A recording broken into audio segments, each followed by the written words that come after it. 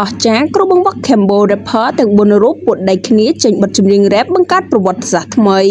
ក្រោយដំណើរការប្រកួតកម្មវិធីប្រឡងចម្រៀង rap Cambo Rapper អស់ជាច្រើនវគ្គពេលនេះគ្រូបង្វឹកទាំង4រូបនៃកម្មវិធី Cambo Rapper បានពួតដៃគ្នាត្រៀមចេញបទចម្រៀងរួមគ្នាជាលើកដំបូងដើម្បីបង្កើតប្រវត្តិសាស្ត្រថ្មីក្នុងវិស័យចម្រៀង rap តាមរយៈ teaser ចម្រៀងដែលបង្ហាញពីការចាប់ដៃគ្នារវាងគ្រូបង្វឹកទាំង4រូបដែលមានកញ្ញាតនច័ន្ទសីមាលោក Tempo Tree ប្រឡានិងលោកសង្ហាដែលបានបង្ហោះនៅលើ page ផ្លូវការរបស់ Cambo Rapper កាលពីម្សិលមិញនេះបានធ្វើឲ្យទស្សនិកជនជាច្រើនចាប់អារម្មណ៍ទាំងបទចម្រៀងនិង style នៃការតុបតែងខ្លួនរបស់គ្រូបង្វឹកទាំង4រូបជាពិសេសវីដេអូចម្រៀងនេះមើលទៅពិតជាប្លែកភ្នែកនិងទាក់អារម្មណ៍ទស្សនិកជនខ្លាំងដោយម្នាក់ៗតឹងរង់ចាំមើលគ្រប់គ្នាកុំភ្លេចរង់ចាំតាមដានទស្សនា full MV ចម្រៀងរបស់គ្រូបង្វឹក Cambo Rapper ទាំងអស់គ្នានៅថ្ងៃទី23 ខែតុលាឆ្នាំ2025នេះប៉ុន្មានថ្ងៃខាងមុខថាតើនៅក្នុង MV ចម្រៀងនេះមានលក្ខណៈពិសេសនិងអស្ចារ្យដល់កម្រិតណា